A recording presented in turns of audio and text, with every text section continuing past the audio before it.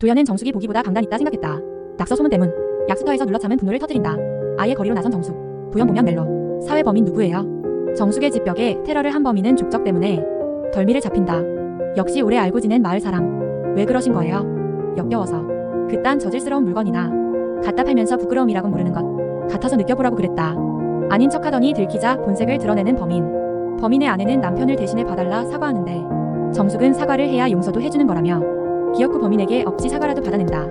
평범했던 관계가 한순간에 돌변한 게 씁쓸하긴 하네요. 그리고 정숙은 철물점 주인이 한 짓이 소문이 나서 사람들 입에 오르내릴 테니 그렇게라도 벌을 받을 거라고 한다. 도연은 정숙이 보기보다 강단있다 생각했다. 미용실세를 10만원이나 더 올려달란 소식에 주리도 방판에 뛰어들기로 하고 정숙 영복 금이 주리 방판 시스터즈 결성. 네 사람은 판매를 잘하기 위해 머리를 맞대고 아이디어를 내보지만 마땅한 게 아무것도 안 나고 그러다 화장품 판매원에게서 아이디어를 얻는다. 화장품 방판처럼 설문조사를 해보자는 것. 의욕은 충만했지만 사람들은 협조적이지 않았다. 그런데 그 이유가 낙서 소문 때문이었던 듯. 정숙은 소문이 나서 철물점 주인이 벌 받길 원했지만 사람들은 오죽하면 그랬겠냐며 정숙이 유사스런 물건을 팔았다 욕한다. 그것도 모자라 한통속이 된 옆형네들은 정숙의 집 사정도 모르면서 형수가 집 나간 것 또한 정숙 때문일 거라며 시시덕거렸다.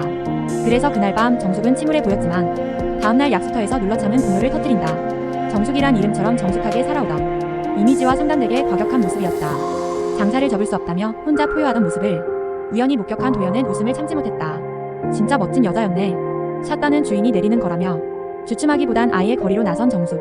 정숙은 자신도 먹고 살려고 하는 건데 도대체 무슨 생각을 고쳐먹어야 하는 거냐며 정면으로 맞서고 그래도 일부는 호의적으로 돌아섰다. 잘 될 것 같습니다. 상처받고 무너질 만한 이래도 꿋꿋하게 버티는 사람들이 잘 되기 마련인데 그런 사람인 것 같아서요. 강한 분이니까 본인을 좀 더 믿어보세요.